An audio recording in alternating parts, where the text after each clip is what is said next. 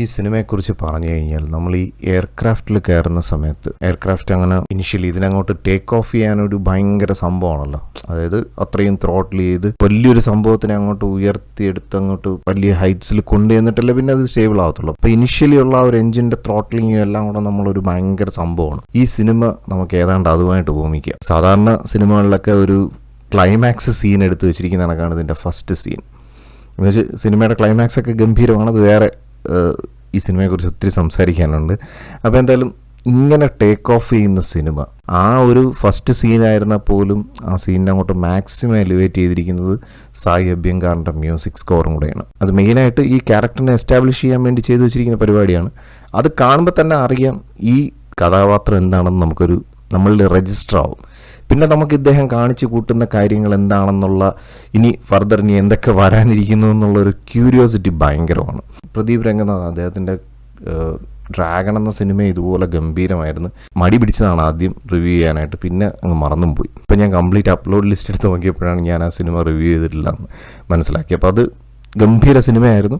എന്തായാലും അതിനേക്കാൾ കുറച്ചും കൂടെ ഹയർ ലെവലിലോട്ട്, അതായത് ഇദ്ദേഹത്തിൻ്റെ ഗ്രാഫിങ്ങിനെ വെച്ചടി കയറി വരെയാണ്. അപ്പം ഞാൻ ഈ പറഞ്ഞ കണക്ക് ടേക്ക് ഓഫ് ഒരു ഗംഭീര പരിപാടിയാണ്. അത് കഴിഞ്ഞിട്ട് വളരെ സ്റ്റേബിളായിട്ടാണ് സിനിമ അങ്ങോട്ട് മുന്നോട്ട് പോണത്. ഈ പ്രദീപ് രംഗനാഥൻ തന്നെയാണ് ഈ സിനിമയെ മുന്നോട്ട് കൊണ്ടുപോകുന്നത്. അദ്ദേഹത്തിൻ്റെ കയ്യിലാണ് ഈ സിനിമ. ഗംഭീര ആക്ടർ തന്നെയാണ്. കുറച്ചൊരു എക്സൈറ്റ്മെൻ്റ് ഉണ്ട്. അതുകൊണ്ടാണ് ഞാൻ ഇങ്ങനെയൊക്കെ എന്ത് പറയണമെന്ന് അറിയാൻ വയ്യ. പിന്നെ സായി അഭ്യങ്കാറിൻ്റെ മ്യൂസിക്, അതുപോലെ ആക്ഷൻ സീക്വൻസുകൾ, പിന്നെ സിനിമാറ്റോഗ്രഫി എല്ലാം ഗംഭീരമാണ്. പിന്നെ കേരളത്തിൽ നിന്ന് മലയാളീസ് എന്നുള്ള നിലയിൽ we are so proud of നമ്മുടെ മലയാളത്തിൽ നിന്ന് പോയ ഒരു ആക്ട്രസിൻ്റെ പെർഫോമൻസ്. മമിത ബൈജു ഗംഭീര പെർഫോമൻസാണ്. അതായത് കുറച്ചധികം ലെയേഴ്സൊക്കെ ഉള്ള ഒരു കഥാപാത്രമാണ്. ഭയങ്കര ഡീപ്പ് ഇമോഷൻസൊക്കെ കൊണ്ടു നടക്കുന്ന ഒരു കഥാപാത്രമാണ്. ഇവർ രണ്ടുപേരും അങ്ങനെ തന്നെയാണ്. ഇവരുടെ ഉള്ളിൽ തന്നെ ഒരുപാട് ചൈൽഡ്ഹുഡ് ലെയേഴ്സൊക്കെ ഉണ്ട്. അപ്പോൾ അതെല്ലാം ഈ സ്ക്രിപ്റ്റിൽ അങ്ങനെ വെൽ സിങ്കായിട്ടാണ് പോണത്. അതുകൊണ്ട് തന്നെ സിനിമയുടെ പല ഡയമെൻഷൻസിലെത്തുമ്പോൾ ഈ ജെൻസി കിഡ്സ് എന്നൊക്കെ ഉള്ള സംഭവം പറയുന്നെങ്കിലും ഈ ഒരു കഥാപാത്രത്തിന് ശരിക്കും എനിക്കൊരു ജെൻസി സംഭവമായിട്ടൊന്നും എനിക്ക് തോന്നിയില്ല. ഞാനൊരു 80s കിഡായിട്ട് പോലും ഞാൻ നിയർലി 5 ഇയേഴ്സോളം തമിഴ്നാട്ടിൽ കോയമ്പത്തൂരുണ്ടായിരുന്നു. എനിക്കിതിനിടയിൽ ഇതേ ഒരു പാറ്റേണിലുള്ള അല്ലെങ്കിൽ ഈ ഒരു ബിഹേവിയർ, ഈ ഒരു ക്യാരക്ടർ, ഈ ഒരു എന്താ പറയുക so called they don't care about anything എന്ന് പറഞ്ഞ് നടക്കുന്ന വളരെ ചുരുങ്ങിയ കുറച്ച് ഫ്രണ്ട്സ് എനിക്കുണ്ടായിരുന്നു. അപ്പോൾ അതുകൊണ്ട് തന്നെ എനിക്കിത് ഭയങ്കരമായിട്ട് റിലേറ്റബിൾ ആണ്. അതായത് അവർ വേറെ ഒന്നും കെയർ ചെയ്യത്തില്ല, പക്ഷേ എങ്കിലും നമുക്ക് 100% ഇങ്ങനെയുള്ള കഥാപാത്രങ്ങളെ ട്രസ്റ്റ് ചെയ്യാം. അപ്പോൾ ഈ ഒരു കഥാപാത്രം അങ്ങനെയാണ്. വളരെ ജെന്യൂൻ ഹാർട്ടഡ് ആയിട്ടുള്ളൊരു മനുഷ്യനാണ്, പക്ഷേ വളരെ ക്രേസി ആയിട്ട് ഒന്നും കെയർ ചെയ്യില്ല എന്നുള്ള രീതിയിൽ ഉള്ളൊരു സംഭവമാണ്. ഔട്ട്ഫിറ്റ് അങ്ങനെയാണ്, പക്ഷെ അവർ ഉള്ളിൽ ഒരുപാട് ഇമോഷൻസ് കൊണ്ടു നടക്കും. ഈ സിനിമയിലൊരു സിംഗിൾ ചൈൽഡായിട്ടാണ്. അപ്പോൾ അതുകൊണ്ട് തന്നെ എനിക്കും ഈ സിനിമ ഒത്തിരി റിലേറ്റബിൾ ആണ്. മെയിനായിട്ട് ഈ സിംഗിൾ ചൈൽഡ്സിൻ്റെ ഒരു പ്രത്യേകത എന്ന് പറഞ്ഞു കഴിഞ്ഞാൽ അമ്മയായിട്ടുള്ളൊരു ബോണ്ടിങ് ഭയങ്കരമാണ്. അത് ഈ സിനിമയ്ക്കകത്ത് കാണിക്കുന്നുണ്ട്. കുറേ ശബ്ദങ്ങൾ ഇദ്ദേഹം അമ്മയായിട്ടുള്ളൊരു ക്ലോസ്ഡ് ഇമോഷൻസ് വരുന്ന സമയത്ത് ഇദ്ദേഹം കുറേ സൗണ്ട്സ് ഉണ്ടാക്കും.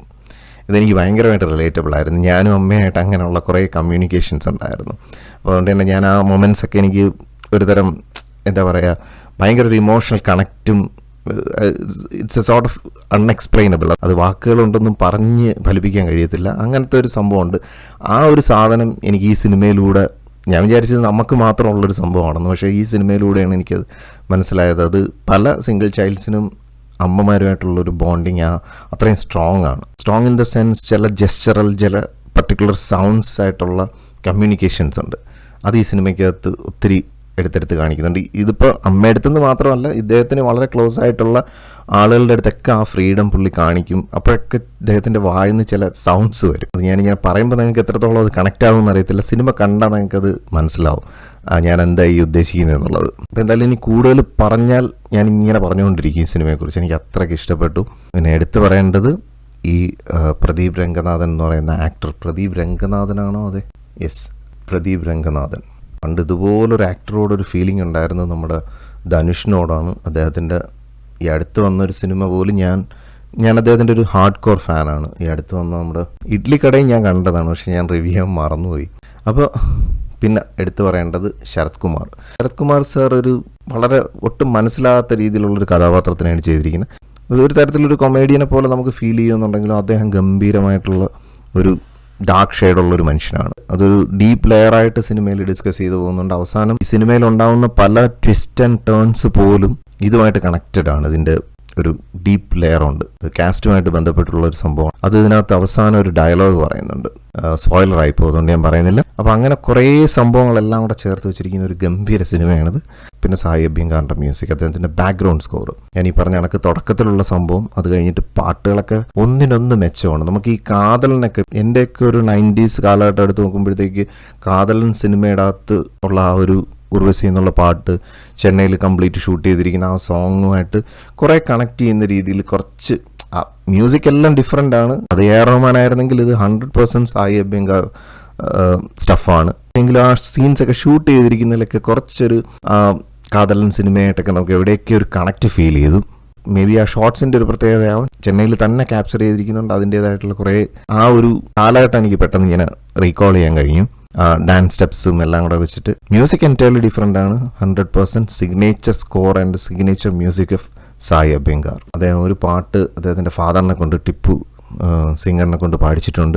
അതും ഗംഭീര പാട്ടുകളെല്ലാം ഗംഭീരമാണ്. അതിൽ ഈ സിനിമ തന്നൊരു അനുഭവം എന്ന് പറയുന്നത്, പിന്നെ ഞാൻ ഒരാളിനെ എടുത്തു പറയാൻ വിട്ടുപോയി.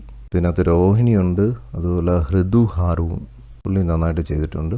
എടുത്തു പറയാൻ വിട്ടുപോയത് കീർത്തീശ്വരൻ, ഇതിൻ്റെ ഡയറക്ടർ, അദ്ദേഹവും പിന്നെ കൃഷ്ണ ചെപ്പൂരി, ഇവർ രണ്ടുപേരും കൂടെ ചേർന്നിട്ടാണ് സ്ക്രിപ്റ്റ് എഴുതിയിരിക്കുന്നത്. എനിവേ ഈ സിനിമയുടെ ഒരു ബാക്ക് ബോൺ എന്ന് പറയുന്നത് എൻ്റെ സ്ക്രിപ്റ്റ് തന്നെയാണ്.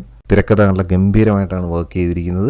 പിന്നെ അൾട്ടിമേറ്റ്ലി അഗൻ ക്യാരക്ടർ ചെയ്തിരിക്കുന്ന പ്രദീപ് രംഗനാഥൻ. സോ ആ ഡ്രാഗൺ മൂവി കണ്ടത് മുതലേ I am a huge fan of this actor. എന്തായാലും സിനിമ ഒരു ഗംഭീര അനുഭവമായിരുന്നു, ഒന്നുകൂടി കാണണമെന്നുണ്ട്. അതുകൊണ്ട് തന്നെ ഞാൻ ഈ മൂവിക്ക് ഔട്ട് ഓഫ് 10 തന്നെ റേറ്റ് ചെയ്യണം.